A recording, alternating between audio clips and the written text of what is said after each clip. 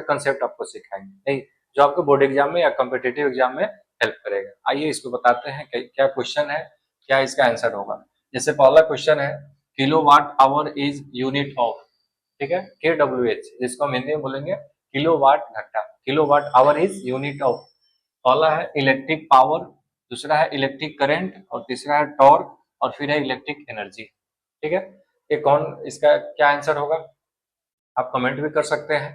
ये क्वेश्चन बहुत बार पूछा हुआ है। हिंदी में बोले तो पहला ऑप्शन है विद्युत शक्ति, विद्युत धारा, बलाघूर्ण और विद्युतीय ऊर्जा। ठीक है, तो इलेक्ट्रिक एनर्जी इसका आंसर होगा, इलेक्ट्रिक एनर्जी इसका आंसर होगा। विद्युतीय ऊर्जा का ऐसा यूनिट होता है किलोवाट आवर, विद्युतीय ऊर्जा का एनर्जी होता है किलोवाट आवर, किलोवाट घंटा नहीं। और चलिए देख लेते हैं 1 kWh इक्वल टू कितना होता है, 1 kWh इक्वल टू कितना होता है। तो 1 kWh को तोड़ेंगे तो 1 kW इंटू 1h। अब यहाँ 1 kW क्या है, तो k मतलब किलो, W मतलब वाट। तो 1 किलो इसमें क्या होता है 1000 वाट होता है, और यहाँ 1 आवर, तो यहाँ आवर को हम बदलेंगे सेकंड में, आवर को बदलेंगे सेकंड में। तो 1 आवर में कितना होता है, तो 1 आवर में होता है आपका 3600 सेकेंड, 3600 सेकेंड। और दोनों को कंबाइन करेंगे तो आपका 36 इंटू 10 का पावर 5 हो जाएगा वाट इंटू सेकेंड।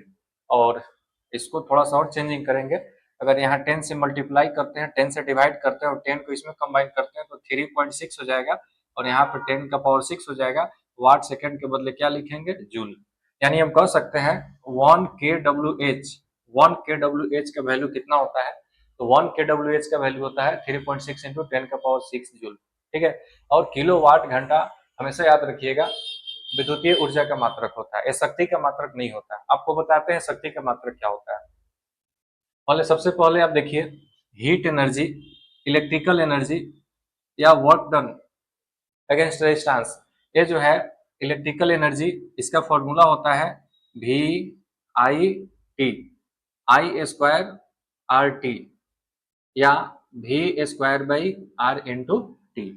ये जो है आपका 3 फॉर्मूला होता है। किसका फॉर्मूला होता है, तो उष्मीय ऊर्जा या विद्युतीय ऊर्जा या किया गया कार्य, heat energy, electrical energy, work done. Formula होता है VIT, I²RT, V²/R×T। क्लियर।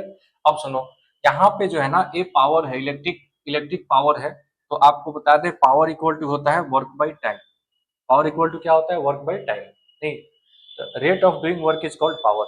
तो work by time equal to होता है पावर, या energy by time equal to होता है पावर। यानी वर्क के वैल्यू में टाइम से डिवाइड करेंगे ना तो पावर मिलेगा।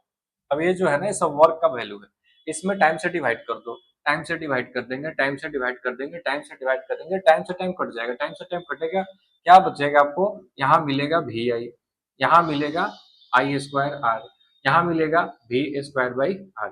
ये हो गया आपका इलेक्ट्रिक पावर। ये जो फॉर्मूला हो गया ये आपका इलेक्ट्रिक पावर का फॉर्मूला हो गया, विद्युतीय शक्ति का फॉर्मूला हो गया VI I²R V²/R। ये आपका हो गया हीट एनर्जी का फॉर्मूला, वर्क का फॉर्मूला या इलेक्ट्रिकल एनर्जी का फॉर्मूला। ठीक है, और पावर का यूनिट होता है वाट। पावर का यूनिट क्या होता है, वाट। पावर का यूनिट होता है वाट। हीट एनर्जी का या इलेक्ट्रिकल एनर्जी का या वर्क का यूनिट होता है जूल, इसका यूनिट क्या होता है, जूल। आइए एक और क्वेश्चन आपको बताते हैं।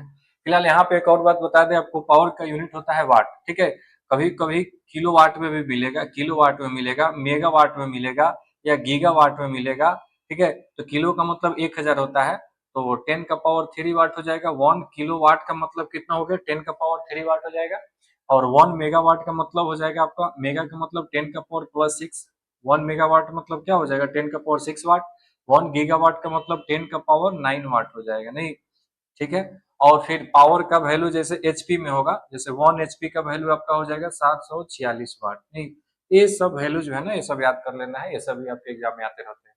ठीक है, आइए हम अगले क्वेश्चन का बात करते हैं, सेकंड क्वेश्चन का बात करते हैं। बड़ा ही आसान क्वेश्चन है और इम्पोर्टेंट है, चूंकि ये अगर नहीं पूछेगा ना तो इसे रिलेटेड जरूर पूछेगा, किसी भी एग्जाम में जो है इस टाइप का क्वेश्चन मिल जाएगा आपको। आइए देखिए बताते हैं। 1 हेनरी इज इक्वल टू, आपसे पूछा जा रहा है 1 henry is equal to, 1 henry जो है कितना के बराबर होता है।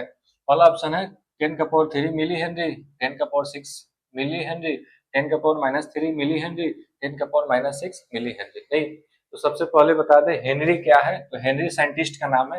हेनरी क्या है? साइंटिस्ट का नाम है। फिजिक्स में बहुत सारे यूनिट का जो यूनिट होते हैं ना, वो साइंटिस्ट के नाम पे ही होते हैं।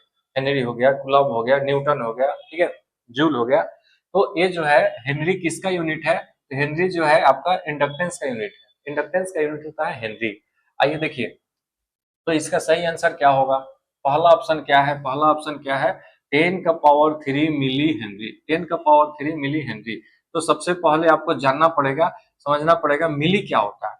तो यहाँ स्मॉल एम है, तो स्मॉल एम का मतलब होता है मिली। स्मॉल एम का मतलब होता है मिली। स्मॉल एम का मतलब क्या होता है? मिली। और इसका वैल्यू होता है -3। कैपिटल एम होगा तो उसका वैल्यू होता है मेगा या मिलियन। मेगा या मिलियन, मेगा या मिलियन। और कैपिटल एम का वैल्यू होता है 10 का पावर +6।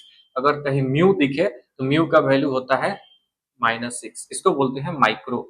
इसको बोलते हैं माइक्रो। नहीं, तो स्मॉल एम है तो मिली, 10 का पावर-3। कैपिटल एम है तो मेगा या मिलियन, इसका वैल्यू +6। और माइक्रो का मतलब होता है 10 का पावर-6। नहीं, तो ये सब वैल्यू अगर आपको पता है तो किसी भी क्वेश्चन को आप डील कर सकते हैं, उसको हैंडल कर सकते हैं। नहीं तो फिर गलत हो जाएगा। अब यहाँ मिली का मतलब होता है 10 का पावर-3 हो गया। यहाँ एच है तो एच कर दिए। तो आप यहाँ देखिएगा 10 का पावर, ये दोनों बेस सेम है, पावर मल्टीप्लाई करना है, पावर जोड़ देते हैं, +3 -3 क्या होता है?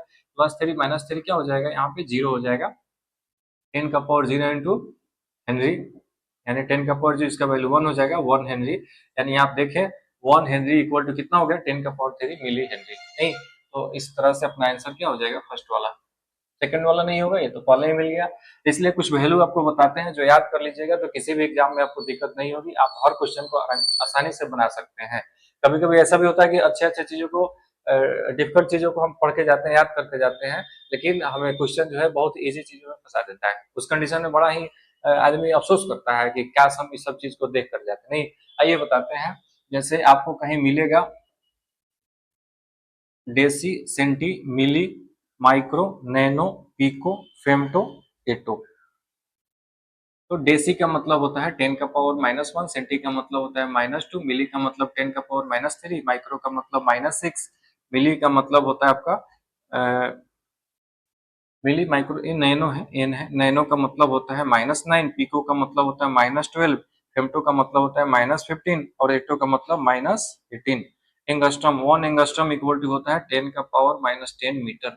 1 एंगस्ट्रम इक्वल टू होता है 10 का पावर-10 मीटर। नहीं, तो इस तरह से आपको ये सब वैल्यू जो है ना याद करना पड़ेगा। डेसी -1, सेंटी -2, मिली -3, माइक्रो -6, नैनो -9, पिको -12, फेम्टो -15, एटो -18। यानी ये सब जो है फिजिक्स के न्यूमेरिकल में बहुत हेल्प करते हैं। अगर ये सब आपको याद है तो न्यूमेरिकल बनाने में थोड़ा भी टाइम नहीं लगेगा। अगर याद नहीं है तो सब कुछ आते हुए भी आपका आंसर मैच नहीं करेगा, आप मिस्टेक कर दीजिएगा। ठीक है।